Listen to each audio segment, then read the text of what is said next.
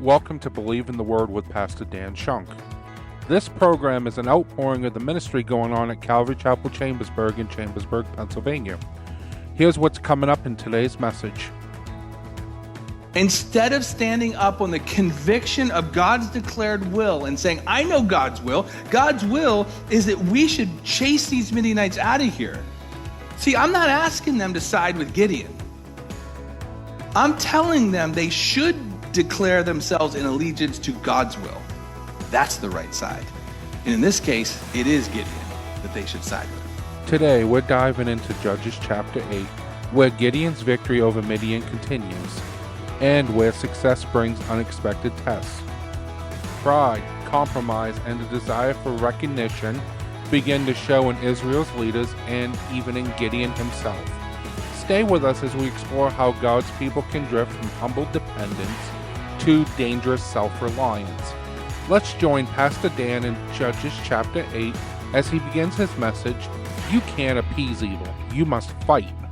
We should be able to do Judges chapter 8 and 9 and get the second half of the story of Gideon, and continues really into Gideon's family and Gideon's sons. So join us in Judges chapter 8. We're going to pick up where we left off. I know that's really strange. We do it every week, multiple times per week. Pick up where we left off. It's going to be really difficult to know where we're going to be next week. You know what the book of Judges is all about by this point, because the book of Judges, it's got two really fascinating things that don't go together. Number one, it has the initial founding of Israel in their land that God gave them, and it is set up with a government exactly the way God wanted it to be. A government of people that look to Him. That's it. There's no central government.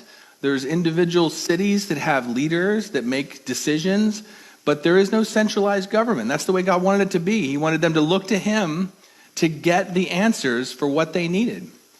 And yet, at the same time, the time of the most freedom is the time that led them to the most sin. And what's the theme of the book of Judges? I think you know it by now, right? Everyone did that which was right in their own eyes. And they used this great freedom to go off into this cycle of sin. And then they would eventually and finally cry out to God. And God would raise up a deliverer that would come, a judge that would come and deliver them. And so in chapter 7 and 8, we picked up on the story of Gideon, the judge. And we saw him, in the threshing wheat down in the wine vat. And we talked about how God called him a mighty man of valor. And yet he didn't even know that yet. He didn't know all about himself and what God knew. And so God grew him in his faith through experience after experience. And God used Gideon to deliver the entire nation from the Midianites. And that's really where we left off at the end of chapter 6 and then 7. Gideon had just started the rout of the Midianites, pushing them out of Israel and the dominance that they had over Israel for these 7 years. So when we left off halfway through the story of Gideon at the end of chapter 7, he's on a push to push them right back out to the east of the Jordan River, pushing them back out down to the southeast. And so that's where we're at as chapter 8 picks up. So we're going to finish with the story of Gideon and his sons and his family here. And it really is a story of warfare. So we looked at Gideon from the angle of growing in faith through different experiences with God. And now the next two chapters really just finishes off this battle that Gideon is having with the Midianites. Say that 10 times fast. And then after that, we're going to see even more warfare because of his sons and what Israel wants. So just as Gideon here and his family are examples of physical war in the will of God, Gideon is doing physical warfare in the will of God. And I want to remind you that right up top. How do we know that what Gideon is doing in this warfare, which is very bloody, it's brutal, right? People are dying. He's executing people on the battlefield. How do we know that this is in the will of God? Because God's declared will was, this is your land. These are your cities to Israel. He said that. And so when the Midianites came in to challenge that, they're not just challenging Israel. They're challenging God in his declaration that this is Israel's land that he gave to them. Right? And so think about that he's doing this in the will of God. So just as he's fighting physical warfare in the will of God, we can learn lessons from this for how we should be fighting in the spiritual war that we're in the will of God. Each of us have a spiritual war to be fighting And we know God's declared will in this spiritual war. We are to stand fast in the liberty where God has set us free. And don't be entangled again in the yoke of bondage or the sins that so easily beset us before. We are in a spiritual battle against our own fleshly sins that would pop up. We're in a spiritual battle and warfare against the world system and even against the devil, our enemies. And so learn some lessons from this warfare of Gideon's for how we can even fight the spiritual enemies that we have. So a couple of lessons of warfare, and I think you'll find them extremely practical. And I really hope that one of these or two of these or even all three of these will just challenge us to see the simplicity of what we need to be doing in our spiritual warfare. So number one, the first lesson of warfare as we open up chapter 8 of Judges is choose a side. How easy is that? I mean, some of us, we don't think of it that way. Some people, they don't want to choose a side. They want to come to church and fit in, or they want to, seem like they're on the right side of things. But maybe it's for the wrong reasons, or maybe they're just blending in. And God was saying, choose a side. Do you remember when the angel of the Lord, Joshua came up to the angel of the Lord just before Jericho, and Joshua said, whose side are you on? It's the right attitude to have. And he needed to realize that it wasn't his side against Jericho. It was the Lord's side or the enemy of the Lord, right? That's the only two options. You're either on the Lord's side or you're the enemy of the Lord's side. There's no other options. And so this is what we mean, choose a side. And you're going to see through the first half of chapter 8, there's a lot of people that just want to choose the safe side. And I put that in air quotes, the safe side, because they think it's safe. They don't want to rock the boat. So instead of choosing the right side, the side based on principles and truth and convictions and determination of what is right, they choose the safe side. Well, I'm just going to do what doesn't cause conflict. And often that's what people side with. And you're going to see that in three different examples here, just in the first half of chapter 8, of different peoples and groups of people that they don't want to choose a side. They just want to do the safe option. The safe option. So take a look at this. Now remember, as chapter 8 opens up, Gideon has started to rout the Midianites and he's pushing them out of the country. Do you remember how chapter 7 went down? That God whittled down Gideon's army down to just a few.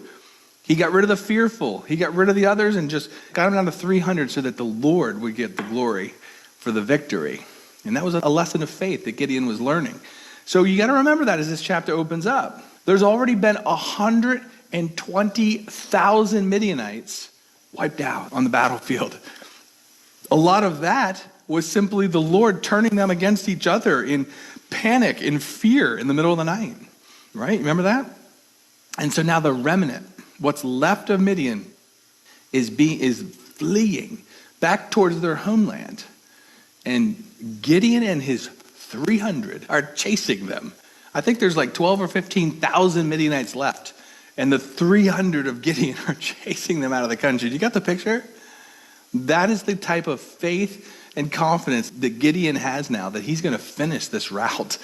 He's got his 300. He's chasing the 15,000 out. Love it. So, all right. So let's pick it up. Chapter 8, verse 1. The men of Ephraim, or the men of the tribe of Ephraim, said to Gideon, "Why have you served us? You didn't call us," meaning you didn't call us to the battle when it all started. "When you went up to fight the Midianites." And they did chide with him. The people of the tribe of Ephraim chided or contended with Gideon sharply. And in verse 2, he said to them, "What have I done now in comparison to you?" He's going to begin to compliment them, trying to diffuse this. "What have I done in comparison to you? Is not the gleanings of the grapes of Ephraim better than the vintage of Abiathar?" He's saying even the small little bit in Ephraim, in your territory, is so much better than the greatest things in the house of Abiathar, which is his grandfather or his family. So he's saying, look, Ephraim, everything about Ephraim is better than my family. He's complimenting them. And in verse 3, God has delivered into your hands the princes of the Midianites, Orb Oreb and Zeb, and what was I able to do in comparison of you? Then their anger, that is those of the people of Ephraim, was abated towards him when he had said these things. So here Ephraim, now that the tide is turned, Ephraim is upset. The people of Ephraim are upset with Gideon, like, why didn't you call us sooner? We could have helped you. You know, way back when it took extreme faith to start this battle against the Midianites. And now here it is. Now that the tide is turned, now Ephraim is saying, why didn't you call us sooner? We would have been there. You ever been there in a situation like that where you do the hard thing and then somebody else comes along and says, oh, I could have helped, right? Like you built a house, right? And you're getting ready to put like the horseshoe over the door. And somebody's like, oh, I could do that for you. Why didn't you call me sooner? I would have built the house. That's the idea of what Ephraim is doing. They're showing up late saying, we could have helped. And they did. At the end of chapter 7, it sees, at the end of chapter 7, Gideon had called for other peoples to come in and help. And they did at the end of chapter 7. So here, Gideon just turns away their anger with a soft word. But again, this is an example. It's our first example of Ephraim choosing the safe side. Oh, they have big words now that the tide of the battle has turned. But they chose the safe route early on. They weren't there. They didn't show up to help Gideon in the battle. We need people of courage and conviction, not people that come around afterwards when it's easy, like the Ephraimites did. But yet, Gideon, with a soft approach, realizes it's not worth stirring up trouble here. Ephraim helped in the end, they captured Oreb and Zeb, but yet Gideon was there in the beginning. And so he compliments their part and their role, the parts that they did do. And it's interesting because there's always two sides to look on, right? You can always chastise somebody for something they didn't do perfect, or you can compliment them for what they did do. And so he chooses the soft approach. But I just want you to notice how Ephraim was a little bit late to the game, and yet he chose to just play it at peace with them. So now we have another example of this.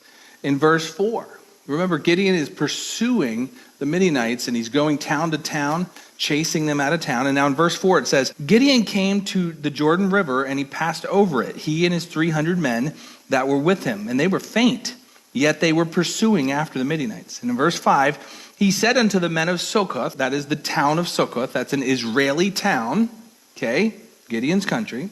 He said to these people, give me, I pray thee, loaves of bread unto my people that follow me, for they are faint, and I am pursuing after Zebah and Zalmunna, kings of Midian.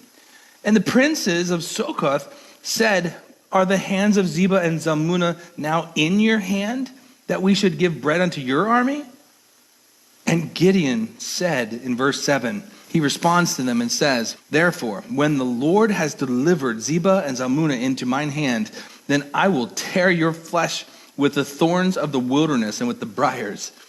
I'm going to come back and beat you, is what he's saying. They're not willing to help him. This is an Israeli town.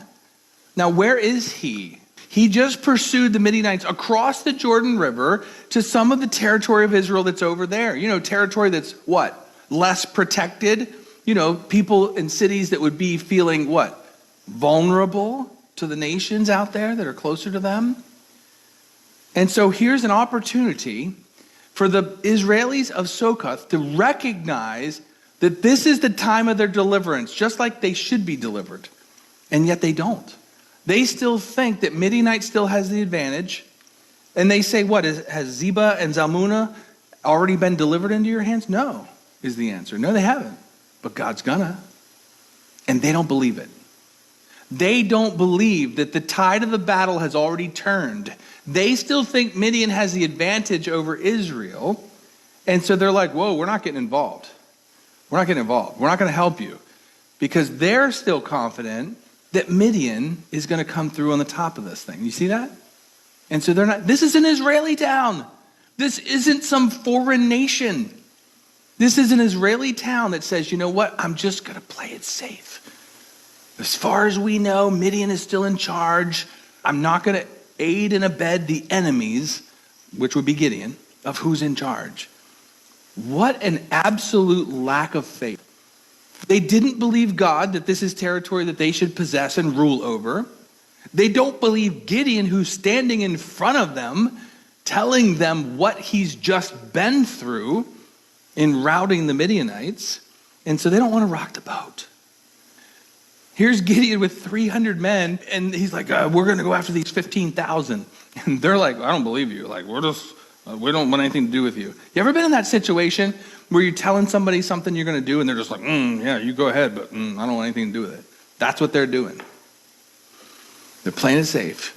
What side are they choosing? The safe side. What they think is safe. Got to put that in quotes. Oh, they think it's the safe side. Like, Midian is in charge right now, so we're just going to side with them. Instead of standing up on the conviction of God's declared will and saying, I know God's will is that we should chase these Midianites out of here. See, I'm not asking them to side with Gideon. I'm telling them they should declare themselves in allegiance to God's will. That's the right side. And in this case, it is Gideon that they should side with. You should always be looking for siding with God in whatever situation. Don't side with who's in charge. Don't side with who's not in charge. Side with God. Side with what God says is true, what God says is right, what God says what direction you should go. Whether that person's in charge or whether that person's a nobody, that's who you side with. And they didn't do that. They didn't stand on conviction. They stood up on comfort, right? See, taking the safe route is choosing to trust in changing circumstances as they unfold. But the right side of a decision says you're trusting in an unchanging God and what he says. It's always a question of fear or faith. It is, right? These people have fear of the Midianites. Oh, we fear the Midianites, so we're just going to play it safe. But faith would have said, I know what's right, and I'm going to live by faith. I'm going to live by what's true. Whether that's going to be hard or easy, doesn't matter. That's faith. And they didn't do that. They lived by fear. 300 fearful men would look at the 15,000 ahead and they'd be like, oh, no way. But 300 faithful men would look at the 120,000 that just fell to them and say, God's going to keep going. God's going to do more. Fear would look ahead at the 15,000 and say, we can't take them. Faith says, God's already done 120,000 for us. He's going to do more. And yet the men of Succoth didn't see it that way. And so Gideon says, okay, well, when the Lord delivers them, I'm going to come back and beat you. Literally, physically. That's what his answer is to them. That's going to be their punishment, a physical punishment. And then in verse 8, he went further up to the next town. Gideon's still chasing the Midianites. And in verse 8, he went to the next town, which was Penuel. If you remember Penuel, this is interesting. This is the place that Jacob wrestled with God all those years ago. Jacob wrestled with the angel of the Lord right here. Town name means face of God. So Gideon arrives in Penuel, and he spoke unto them the same way and said, help us out, give us some food. And the men of Penuel answered him as the men of Succoth did answer them. And he spoke in verse 9 unto the men of Penuel, saying, when I come again in peace, I will break down this tower. There will be a punishment. So the men of Penuel didn't support him either, let alone go to war with him. What's he doing? Is he saying to the men, hey, men of the city, I need you to come risk your life on the battlefield? He's not even saying that. He's not even asking them to have the level of faith that puts their physical lives in jeopardy. He's not even saying that. He's saying, I just want you to have the level of faith that says, you know God's given us this land and the Midianites should leave. Just support us. Give us food. They're not even willing to do that. That's how little of faith they had. The men of Succoth and now the men of Penuel. See, God will grow you in steps. He's not asking these faithless people to go to the ultimate extent and die for him. He's just saying, just support me. And I think that's the way God often works. You know, we think that when you become a Christian, God's going to automatically say, okay, I want you to go to the caves of Africa and work with the headhunters, right? It's not like that. God grows your faith. God just wants you to grow in faith, and he's given them this opportunity, and they're not even willing to do that. Wow. Our comfort is not more important than our character. And yet the people that side on the side of safe, that's what they're concerned about. Our safety is not more important than service to God. And yet people that live for safe, that's what they live for. That's what they live for. Verse 10. Now Zebah and Zalmunna, these are the two kings of Midian that Gideon is chasing. They were in the town of Karkor, maybe? And their hosts or their armies were with them, about 15,000 men, all that were left of the hosts of the children of the east. For there fell 120,000 men that drew swords. Remember that? And in verse 11, Gideon went up by the way of them that dwelt in the tenth on the east of Nobah and Jogbehah. And these are all cities, right? And he smote the army, for the army was secure, meaning they felt safe in the place where they were at. And in verse 12, when Zebah and Zalmunna fled, he pursued after them and took the two kings of Midian, Zebah and Zalmunna, and he discomfited all of the host. The King James in its language, he discomforted them. That means he wiped them out. Wiped them out. So Gideon routs the two kings who thought they were safe. They thought they were safe because they made it to the other side of the Jordan River. And they're like, oh, we're almost home now. You know, these are the badlands out here. And now in verse 13, Gideon, the son of Joash, returned from battle before the sun was up.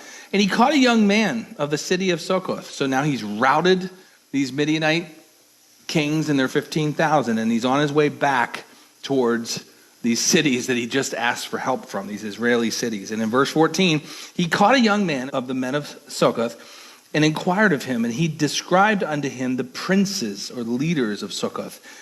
Even, let's see, 60 and another 17 is 77 men. So he basically found a young boy that lived in the city of Succoth outside of the city. And he said to the young boy, hey, what's your leadership structure in your town like? And the boy says, well, we have these 77 rulers. And Gideon's like, okay, thank you. And in verse 15, he came unto the men of Succoth and he said, behold, Zebah and Zalmunna, with whom you upbraided me. He says to the leaders of Succoth, remember you gave me a hard time?